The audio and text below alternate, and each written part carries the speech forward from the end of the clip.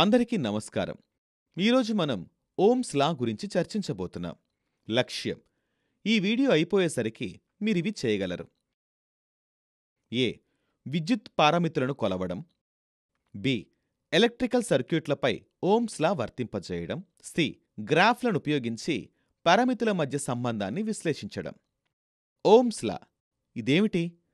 తరచుగా అడిగే electrical engineering interview ప్రశ్నలు. ఎందుకంటే ఈ లా అనేక ముఖ్యమైన మరియు కీలకమైన నిబంధనలు కలిగి ఉంది. ఇది ఎలక్ట్రికల్ ఇంజనీరింగ్ యొక్క ప్రాథమిక లాని సూచిస్తుంది. ఎలక్ట్రికల్ ఇంజనీరింగ్లోని అన్ని సాంకేతిక విషయాల వెనుక ఓమ్స్ లా ఉంది. ఓమ్స్ లాని జర్మన్ శాస్త్రవేత్త సర్ జార్జ్ సైమన్ ఓమ్ ఇచ్చారు. అతడు వోల్టేజ్, కరెంట్ మరియు రెసిస్టెన్స్ వంటి ప్రాథమిక విద్యుత్ పారామితుల ఆధారంగా సంబంధాన్ని ఇచ్చాడు. ఓమ్స్ లా ప్రకారం స్థిరమైన ఉష్ణోగ్రత వద్ద కండక్టర్లో ప్రస్తుత ప్రవాహం నేరుగా వోల్టేజ్ లేదా కండక్టర్ అంతటా సంభావ్య వ్యత్యాసానికి అనులోమానుపాతంలో ఉంటుంది మరియు ప్రతిఘటనకు విలోమానుపాతంలో ఉంటుంది. I=V/R. కేస్ 1. ముందుగా వోల్టేజ్ మరియు కరెంటు గురించి చర్చిద్దాం. ఓమ్స్ లా ప్రకారం వోల్టేజ్ కరెంటుకి అనులోమానుపాతంలో ఉంటుంది. V is proportional to I. Voltage పెరిగితే కరెంటు కూడా పెరుగుతుంది మరియు వోల్టేజ్ తగ్గితే కరెంటు కూడా తగ్గుతుంది. సరళంగా చెప్పాలంటే వోల్టేజ్ మరియు కరెంట్ స్నేహితుల్లా ఉంటాయి. కేస్ 2. మనం ఇప్పుడు కరెంట్ మరియు ప్రతిఘటన గురించి చర్చిద్దాం. ఓమ్స్ లా ప్రకారం కరెంట్ ప్రతిఘటనకి విలోమానుపాతంలో ఉంటుంది. I is proportional to 1/R. ప్రతిఘటన పెరిగితే కరెంటు తగ్గుతుంది, ప్రతిఘటన తగ్గితే కరెంటు పెరుగుతుంది. సరళంగా చెప్పాలంటే కరెంటు మరియు ప్రతిఘటన విరోధులు. ఎగ్జాంపుల్ 1. ఇంట్లో వాటర్ ట్యాంక్ ఎల్లప్పుడూ టెర్రస్ పైభాగంలో ఉంటుంది. ఎందుకో మీకు తెలుసా? అవును, పైపుల్లో నీటి ప్రవాహాన్ని చేయడానికి, సంభావ్య శక్తి లేదా సంభావ్య వ్యత్యాసం లేదా శక్తిని సృష్టించడానికి.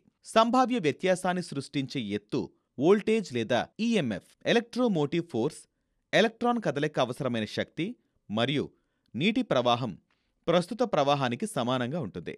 మరింత ఎత్తు మరింత సంభావ్య శక్తిని మరియు ఎక్కువ నీటి ప్రవాహాన్ని సృష్టిస్తుంది. అదేవిధంగా ఎక్కువ వోల్టేజ్ మరింత కరెంట్ ప్రవాహానికి కారణమవుతుంది. అందుకే V is proportional to I. Example 2. ఇసుక సమయం గడియారం చేద్దాం.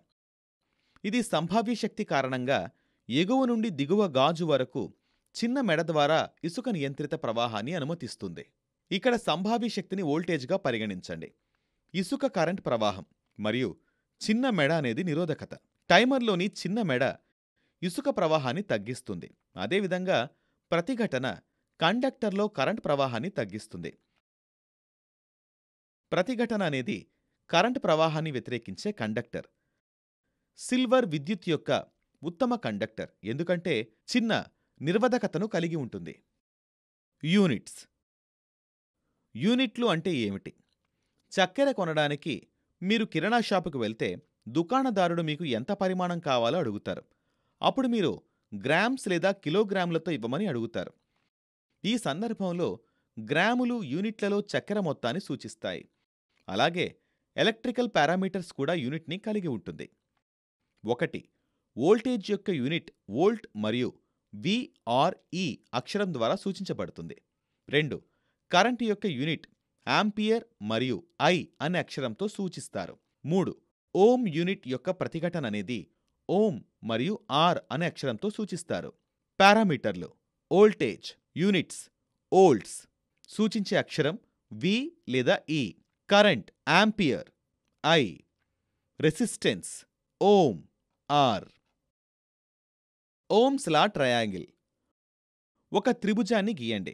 దాన్ని 3 భాగాలుగా విభజించండి మరియు త్రిభుజం భాగాలను వోల్టేజ్, కరెంట్ మరియు నిరోధకత యొక్క పారామితులతో వాటి అక్షరాలతో E లేదా V, I మరియు R. ఏ. సర్క్యూట్లో వోల్టేజ్ని కనుగొనడానికి E(V) అక్షరాన్ని దాచండి. కాబట్టి V(లో E = IR. Iని కనుగొనడానికి త్రిభుజంలో Iని దాచండి. I = V/R. Rని కనుగొనడానికి త్రిభుజం నుండి Rని దాచండి. R = V/I. ఈ సింపుల్ సర్క్యూట్స్ని ఇప్పుడు మనం కనుగొందాం.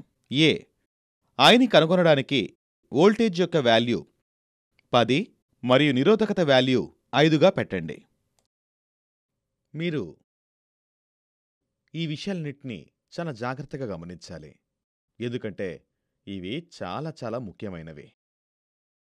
బి నిరోధకత యొక్క విలువని కనుగొనడానికి వోల్టేజ్ అనేది 10గా మరియు కరెంట్ అనేది 2గా ఫార్ములాలో పెట్టండి. నిరోధకత R = V/I, R = 10/2, R = 5 ohms. నిరోధకత 5 ohms. అదేవిధంగా వోల్టేజ్ని కనుగొనడానికి కరెంట్ మరియు నిరోధకత యొక్క వాల్యూలు 2 మరియు 5లుగా ఫార్ములాలో సబ్స్టిట్యూట్ చేయండి. V = IR, V = 2 × 5, V = 10V. Voltage 10V. Video చూసినందుకు ధన్యవాదాలు. మంచి రోజు.